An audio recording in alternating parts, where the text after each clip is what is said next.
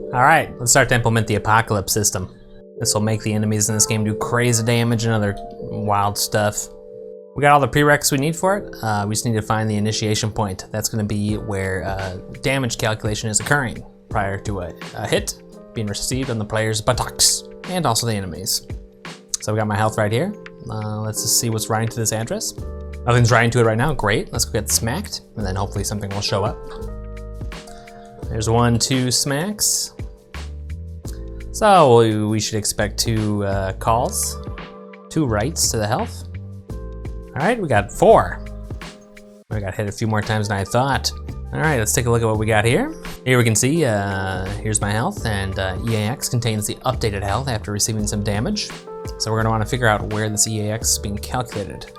It's gonna look like something like the current health minus some damage amount. We want that damage amount. We look at EAX and we can just do a very short visual trace here with our own eyeballs.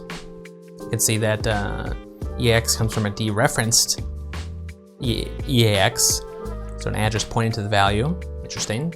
And that comes from stack, RSP plus 30. You can see a few writes to that stack address, but we see one in particular right here underneath arithmetic operation. So I'm hoping that ECX right here is the health at the time of the hit, and then ESI is the damage. So let's find out. It's breakpointed, and let's get smacked. Hello, hit me please. There we go. You can see right here 2CE. 2CE is our current health in hex. Great. ESI. I would have to assume this is definitely going to be the damage calculation portion of the code. This should leave me with 269 or 617 decimal. Let's see what it becomes.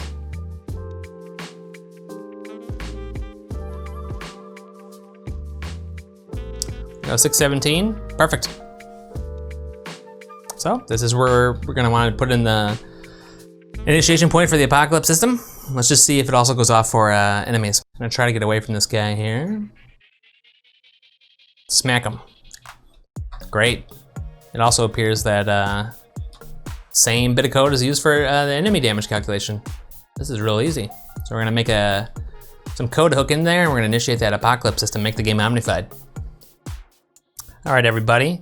Here's the code for the hook that we found, the initiation point for the apocalypse system. We're gonna be able to do both the enemy and player apocalypses here.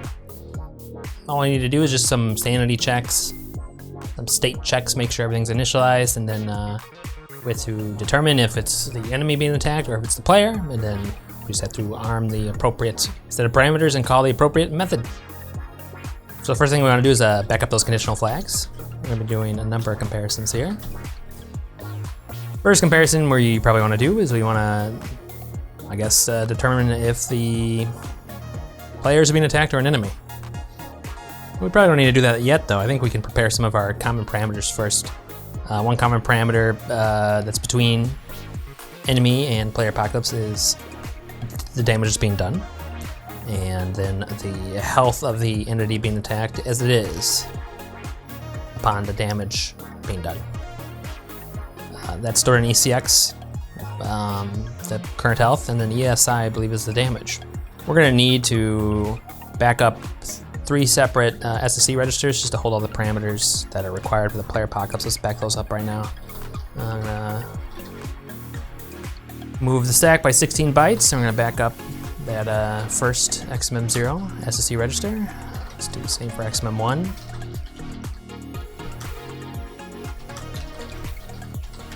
Okay, and we're going to restore them at the bottom here.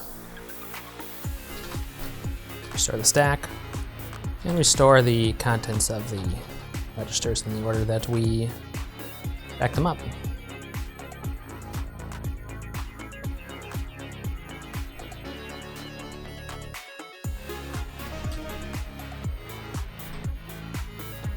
Oops, other way around, and we forgot this down here. What am I thinking? Because I'm doing this kind of backwards, so it's kind of weird. There we go. All right, now with that backed up, let's arm some of these. XMM0 is gonna hold the damage that's being done. Now, unlike other FromSoft games, I don't need to take the 2's complement form of this. This should already be in the proper form. It's just a positive number that's going to be subtracted. We do need to convert it to a floating point though.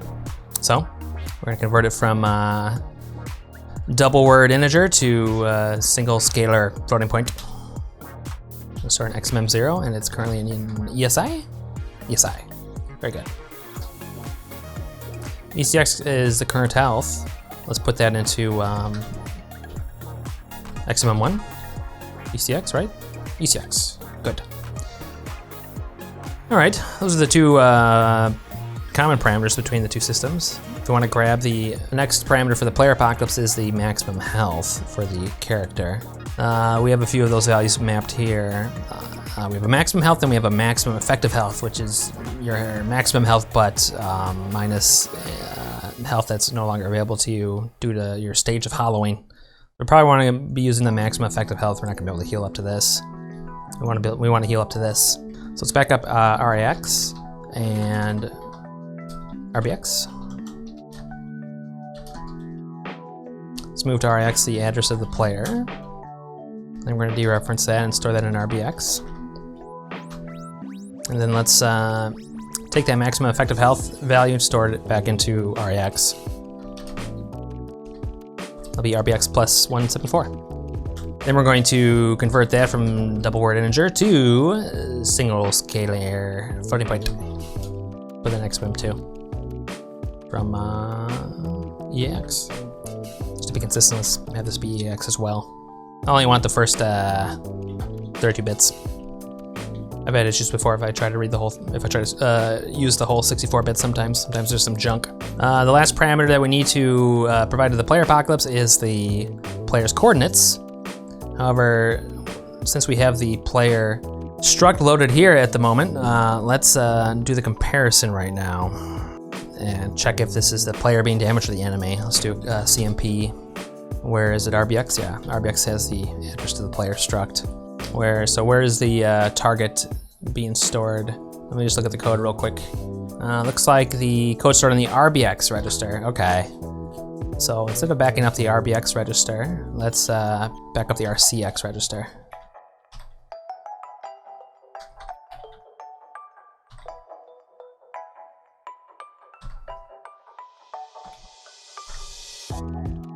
Okay, much better. So we're going to compare the player struct, the known and identified player struct, to what's being hit here.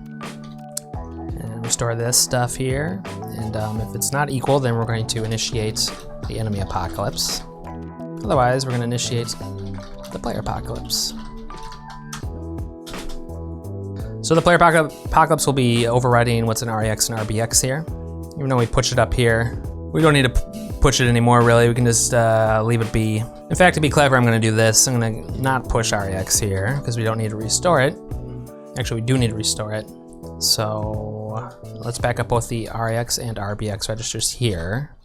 We're going to restore these at the very end of everything. I'm going to remove that from here. And we're going to back up and restore that RCX register right here. Because keep it local to where we're using it. But I'm going to do this in reverse here. I'm going to store the address of the player in RCX, and then going to dereference that, store that in RAX, and then store the max health value in ECX, and then source that. I'm going to compare RAX to RBX here. We're going to move to RAX here, the address of the player chords. And then we need to have the we need to have an address to the player's X coordinate, basically. The player's chords, X, Y, and Z's, but it needs to be aligned to the X coordinate. So let's just dereference this here, put it there. And I'm gonna do a load effective address for RAX. It's gonna be at RBX plus whatever the offset is for the X coordinate. What is that? That is 1C0, okay, for the immediate, not the immediate, the real value. So RAX should now be at the address of this then. So the first parameter to pass to execute player apocalypse is the damage being done. Make room for 8 bytes on the stack. We're gonna move a double word right here to the stack, XMM0. It effectively loads that damage being done onto the stack as a parameter. 8 more bytes. Now we're gonna load the current health of the entity at the time of the damage being done. That's an XMM1. 8 more bytes. We're gonna move the maximum effective health of the player. Last thing to push is the coordinates. And that is in REX, that address. And we just push that. Push REX. I think that'll work. All right, that should be it. Then we have all the parameters loaded. And so now we just call execute player apocalypse. Yay. So here I make a reference to initiate enemy apocalypse, which is going to be down here. We're also going to have a initiate apocalypse exit. That's what we're going to jump to right here.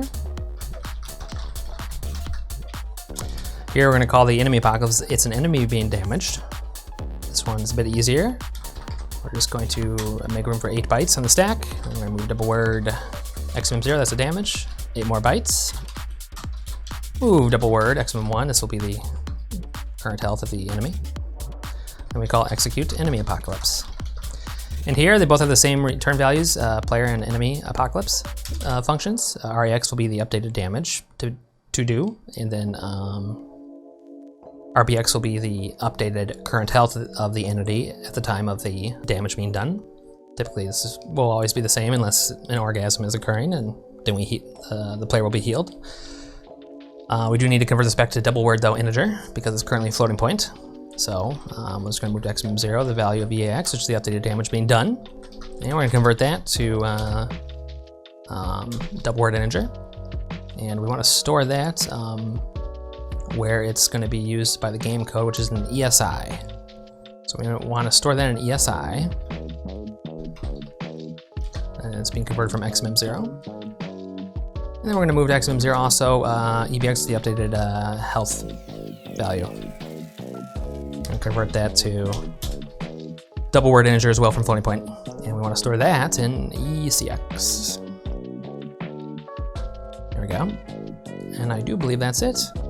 We want to restore the 2 other registers we have pushed on the stack, REX and RBX, which those are the registers that are functions that overwrote anyway. So that's why we back them up, and that's why we're going to restore them now. Pop RBX and pop REX. ECX was updated, ESI was updated. This all looks good to me. I think we're done. That is the code for the player and enemy apocalypse initiation point in Dark Souls 2. We're gonna wire it up and see if it works. All right, guys, I hooked up that code that we have as is, and it seems to be working just fantastic. Player and enemy apocalypse. I tested a variety of the effects out and they seem to work. Let's see if we can't demonstrate them. Let's get whacked here by this guy a little bit. Oh, there was a teleportitis, which sent me going upwards. Great that that's working. DS1, I had to have some workarounds. Another teleportitis. Fantastic. Let's see if we can get another effect going here. We had an orgasm, did that heal us? I think it did, 2 times damage. And a teleportitis to death. Fantastic. You can see these events happening up there at the top. Let's just see if we can't get a 69 to happen, and then let's test out the enemy apocalypse real quick. That's gonna be tallying stats from the player doing damage and all that. I don't have the stats display on the stream interface right now. I'm being lazy, but we'll see if the damage multiplier works. Come on, give me a 69 times damage. Come on. It sure is liking the the double damage. Come on. Risk of murder. Oh, we almost had it. Come on, guys. 69 me. It's loving the teleportitis. Oh god. Hey! We were able to get out of that little stuck position there. There's a 69 times damage.